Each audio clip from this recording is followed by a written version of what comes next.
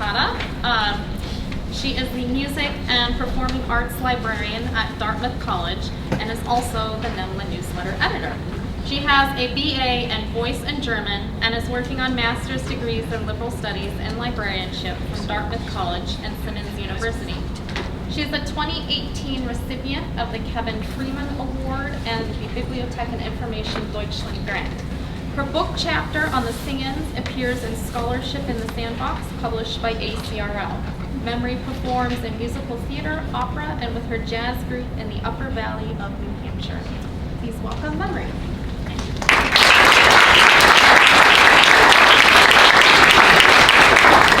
Good morning, everybody. I'm going to try and speak up, but if you can't hear me, just give me the international symbol for what?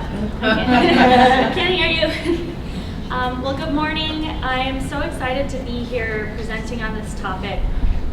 For those who have been to YAML last year, I did a presentation on the sing-ins there as well, sort of talking about what is the right way to protest, or is there a right way to protest in the library. Today I'm going to talk a little bit more along the lines of how to make this event happen and how to lead community conversations.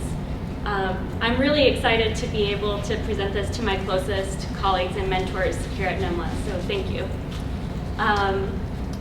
So, what are the sing-ins? They're an outreach event. It's a series that I host every January in the library. I'm going to discuss these events in relation to a couple of concepts. First is Christopher Small's concept of musicking, and then also William Chang's idea of reparative musicology. And finally, I'm going to talk a little bit about Around Clemens' book chapter, which is titled From Safe Spaces to Brave Spaces. And I'll begin by defining some of these terms. So musicking is musicologist Christopher Small's idea that music is a social action rather than an object. So Small suggests that music is not just a thing that can be broken down into individual components, chords, notes, etc. But for Small, music does rather than is. So whether someone attends a concert, performs in one, writes program notes, pencils and bowings, they're participating in a social musical action. Small doesn't explicitly mention librarians, but there are library-specific tasks which could be explained in terms of musicking. For instance, cataloging a score so that it can be found, listening to a patron in a reference interview, or hosting an outreach event where music is discussed or performed. All of these actions contribute to the relationships librarians and patrons have with one another and, and with the social structures in which we create and engage with music.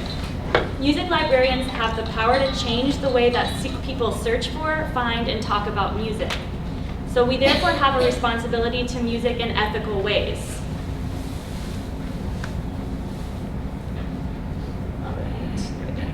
One of the ways that we can interact ethically with music is through reparative musicology. Reparative musicology is social justice which occurs through musical actions. This idea was introduced by William Chang, a Dartmouth professor, and came about as a response to disrespectful discourse in the scholarly musical community.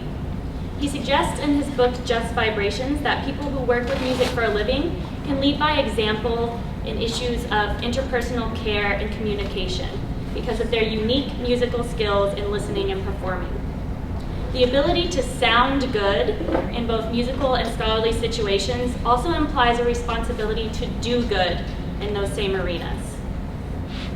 So how does one do reparative musicology? Some examples are scholars intentionally specializing in the music of non-European people in order to ensure this music's survival and to raise its profile as valid artistic endeavor.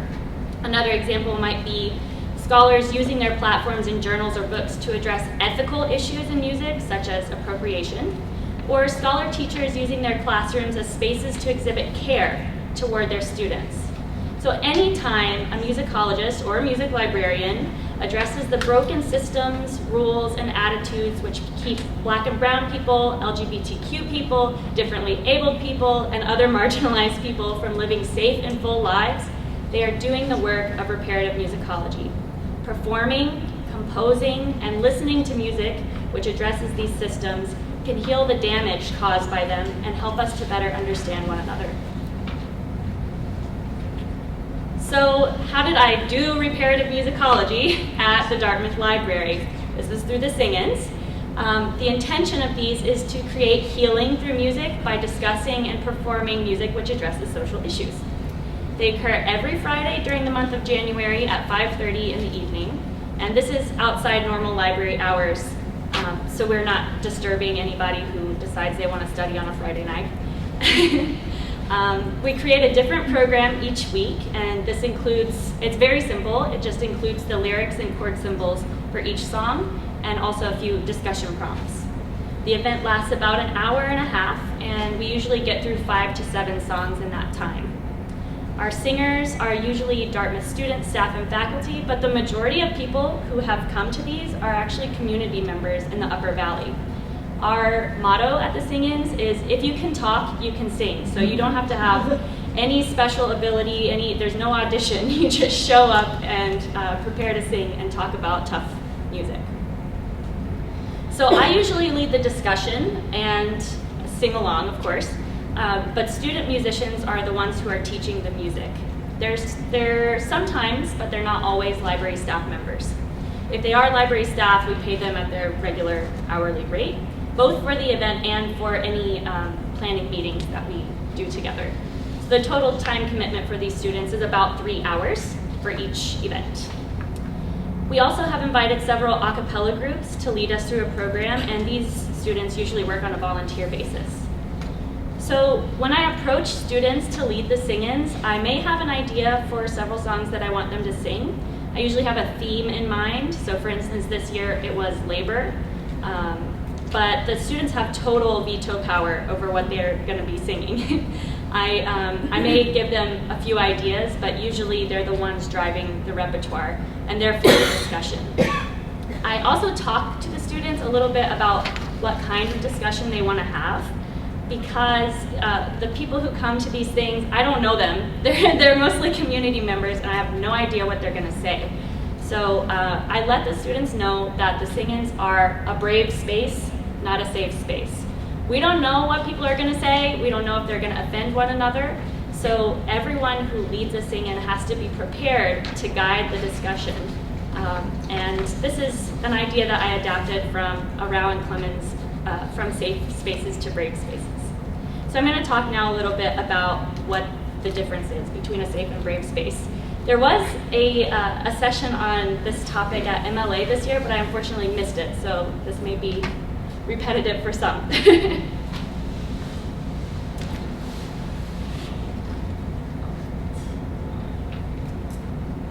So it's important that the sing-ins are a brave space because reparative musicology can't occur in a safe space. Safe spaces are environments where there are ground rules established to create civil conversation.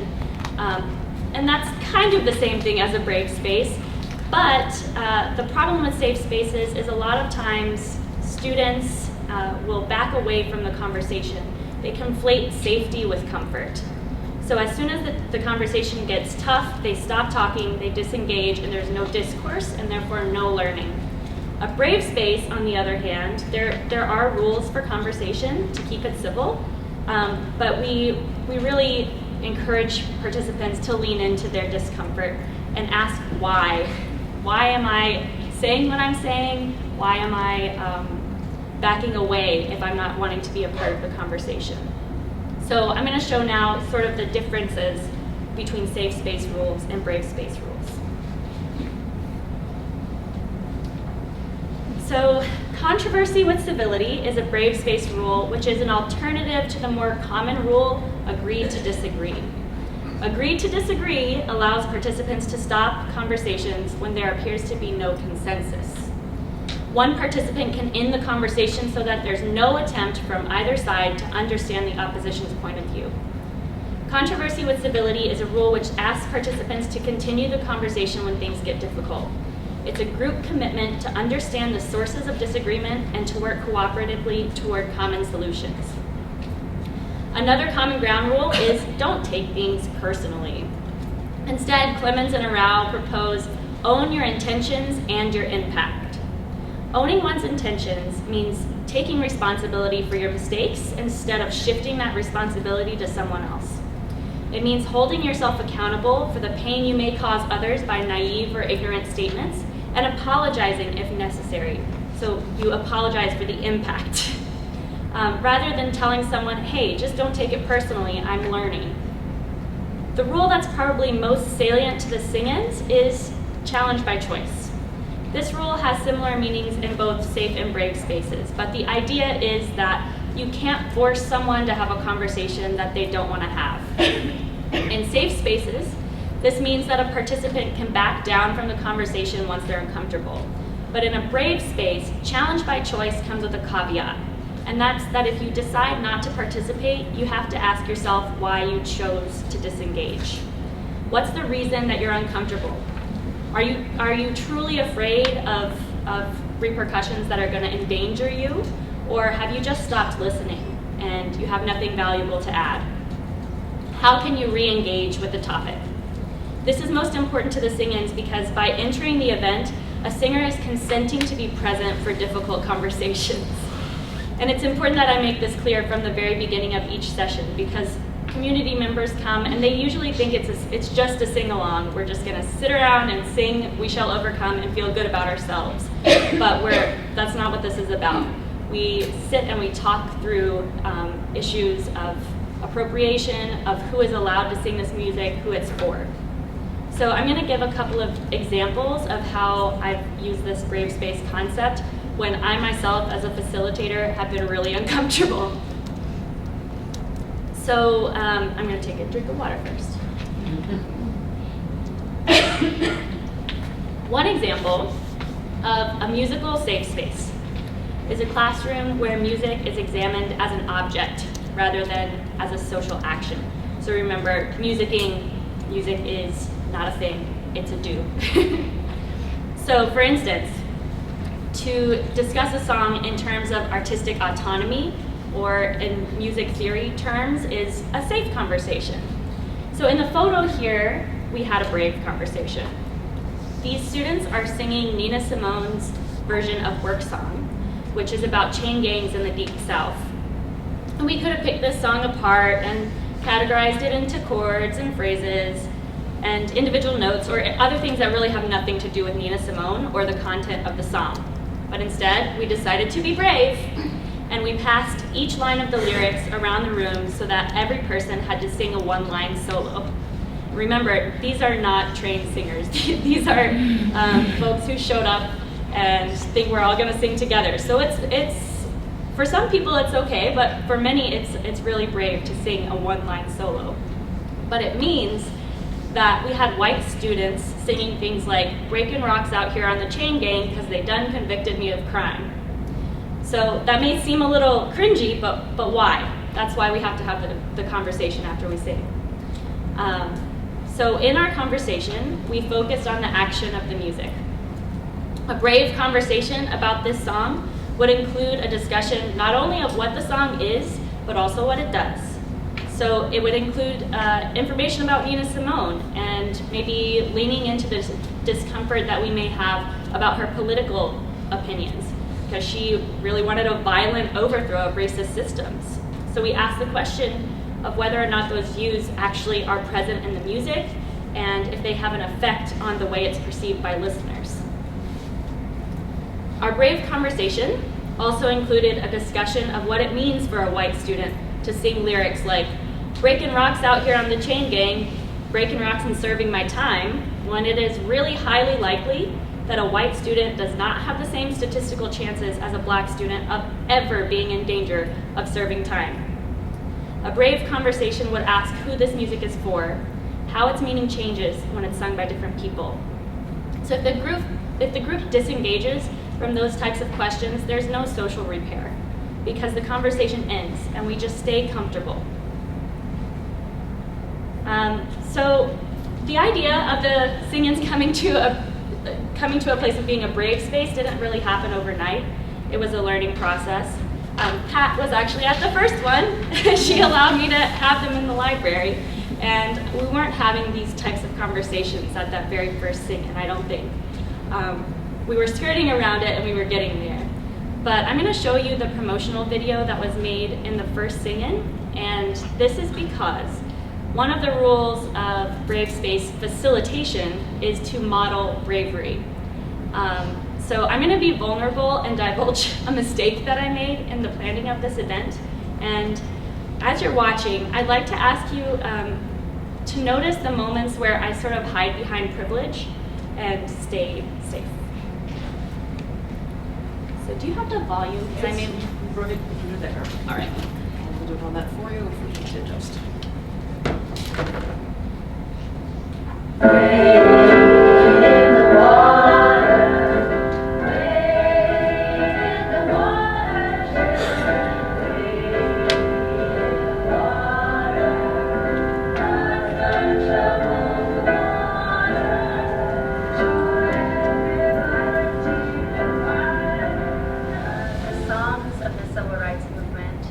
Were such an important part of the movement and such an inspiration during the movement. They called people to action. Now is the time to make real the promises of democracy. Now is the time. So I hope that people, when they come to the sing-in, not only will just have a good time and maybe learn something, but I really hope that people are inspired to create. I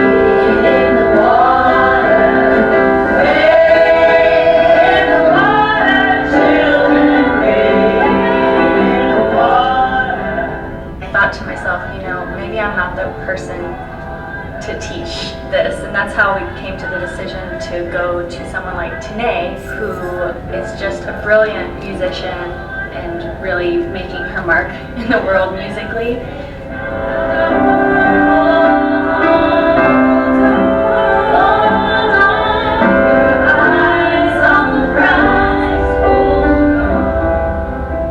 If people walk away, especially young student musicians, young student composers walk away with the idea that they can change the world with music, I think that the sing-ins will be successful. I just hope that students are inspired to write their own sound of social justice. This little light of mine,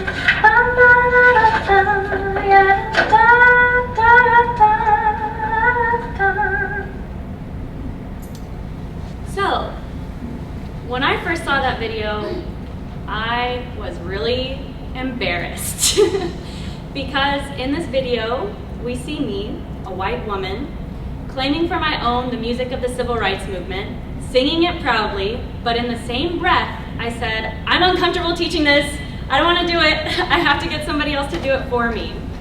I created this idea for an event to serve the community, but I was unwilling to deal with my own discomfort in my whiteness. And instead I asked a person of color to do the work for me. I asked Tanae to teach the music, facilitate the discussion, and to speak for her entire race. And Dartmouth students are often faced with this kind of extra demand on their time. I've seen it at work, and I've seen it as a student.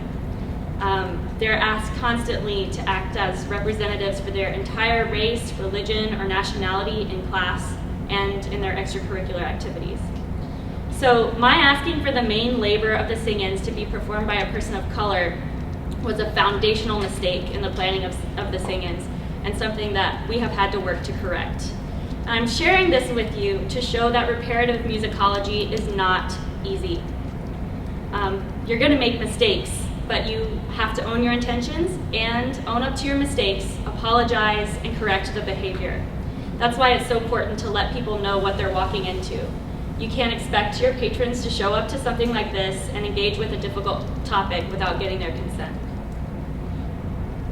So I've thought a lot about owning intentions because I noticed who was showing up to the sing-ins. The majority of our participants are white community members. And when I first realized that this was the case, I found myself asking how on earth I was gonna have a conversation about race when only white people were coming. I realized that my intention in the sing-ins was for people of color to have to be present in order to teach others. And I was making systemic racism someone else's problem, rather than the problem of these white people. And now I realize that it's my job as the the facilitator, to challenge my own internalized racism and ask myself, why? Why did I want a marginalized person to do the work for me? Instead of asking someone else to challenge our singers, I have to challenge them myself. And this year, I did that a lot, and it was really hard. I leave these sing-ins feeling like I've been hit by a truck. It's not even fun.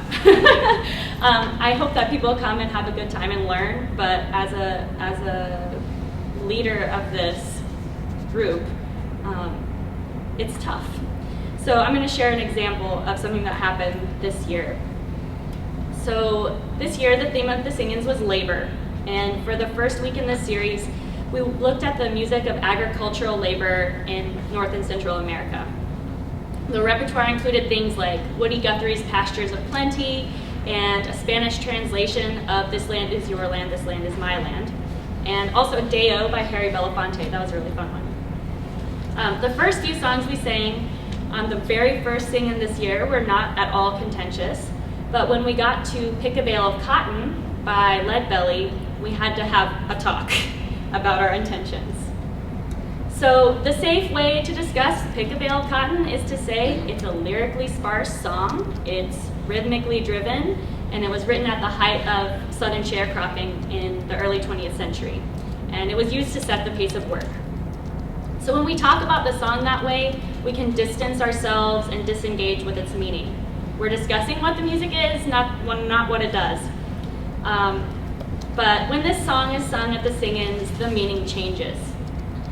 Before we sang this, we decided to talk about it because I could sense that the group was feeling a little wary of trying it. And I had one white singer say, "When I sing a song by a Scotsman, I become a Scot. When I sing a song by a black person, I become black."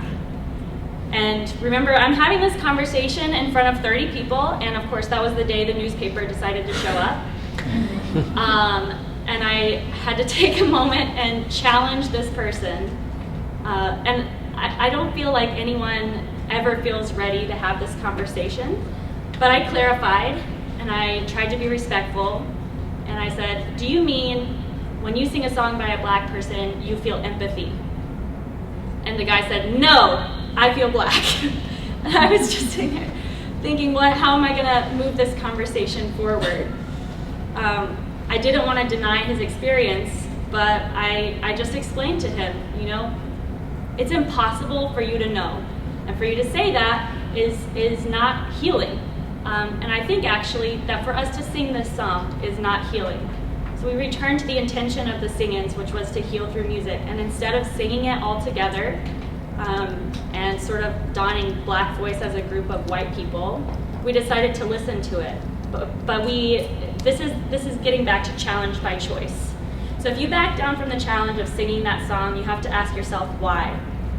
And that's what we did. We had a conversation about it and moved on with the event. The intention was to honor. The intention of including that song in the program was to honor, and it was actually damaging. To end this presentation, I'd like to leave you with two things. One is a quote from Patrisse Cullors, who is one of the founders of the Black Lives Matter movement. "It's not possible to have justice without healing the body that has experienced injustice. And it's not possible to heal without transforming this unjust system. We need to develop a new language, a language that centers healing and restoration." And I'd like to ask you to think about situations in libraries where courage is required to restore this justice. You don't have to have a sing-in in your library to be brave. We work with music for a living, we have these unique musical skills, and those enable us to perform repair in our daily work. How can you take action against systems which oppress and marginalize, as a reference librarian, as a cataloger, as an archivist, or an individual? And as is tradition in the sing-ins, we have these heavy conversations, and people often leave feeling like they have a lot to think about. So I'd like to end every sing-in with this little light of mine, and if you wouldn't mind joining me, I would love to do that with the group here. And I have some library-centric lyrics that I'll throw out to you. Okay, so we're gonna clap. This little light of mine, I'm gonna let it shine. This little light of mine, I'm gonna let it shine. This little light of mine, I'm gonna let it shine. Let it shine, let it shine, let it shine. Out there in the stacks, out there in the stacks, I'm gonna let it shine. Out there in the stacks, I'm gonna let it shine. Out there in the stacks, I'm gonna let it shine. Let it shine, let it shine, let it shine. At the circulation desk, at the circulation desk, I'm gonna let it shine. At the circulation desk, I'm gonna let it shine. Circulation desk, I'm gonna let it shine, let it shine, let it shine, let it shine. In my daily work, I'm gonna let it shine. In my daily work, I'm gonna let it shine. In my daily work, I'm gonna let it shine, let it shine. Let it shine, let it shine. Last time. This little light of mine, I'm gonna let it shine. This little light of mine, I'm gonna let it shine. This little light of mine, I'm gonna let it shine. Let it shine, let it shine, let it shine.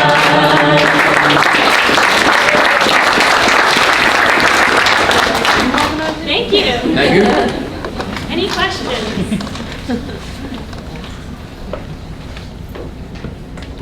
Yes. You found that this discussions have continued outside of that brave space. We'll come back to The question is, have the conversations continued and have we had brave space conversations after the event outside the library? And I can only speak from my own experience, and that the answer is yes. I feel like we talk about these things all the time. And I've also found that it's a really wonderful way to get to know my student workers because they want to talk about these issues.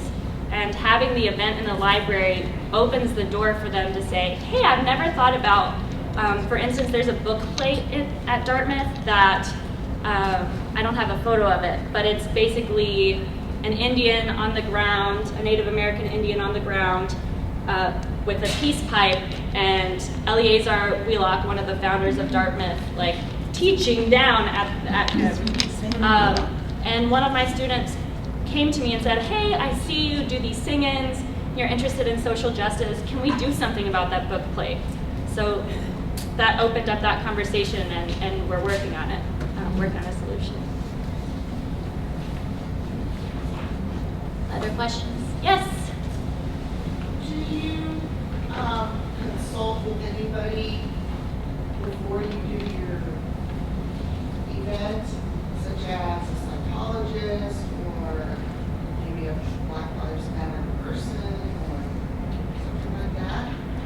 So I have done my best to reach out to every campus partner I can, mindful of the fact that their time is valuable and that this is an event that I organized and I have to do the work. So I have reached out to the Dartmouth Institute, what is it called? Institutional Diversity and Equity Department, and have asked them for resources, and I think that may be actually how I ran into From Safe Spaces to Brave Spaces, because Christy Clemens, who co-wrote that with Brian Arau, actually works at Dartmouth. She's the Title IX coordinator, so that's a pretty lucky coincidence. But yeah, I do reach out, and I have tried my best to learn more about facilitating conversation, mindful of others' time. The mistake that you mentioned in the video, or the asking the student to lead discussions, what would you do different? Are there ways that you could invite various people to lead them, but without asking? What would you do differently? What have you done differently? Pay her. Oh, you didn't? Okay. Yeah.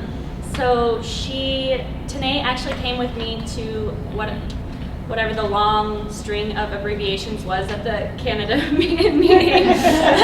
She came with me and presented a poster, and I've tried my best to include her as the co-founder of this event in publications, in presentations, and anytime that she's asked to participate, she's moving on. Hopefully, she's coming to Boston actually this year. But anytime someone is involved now, they get paid.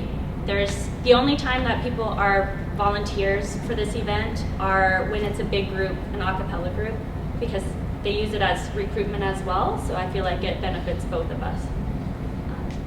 Yeah, so just being mindful and telling people what they're walking into.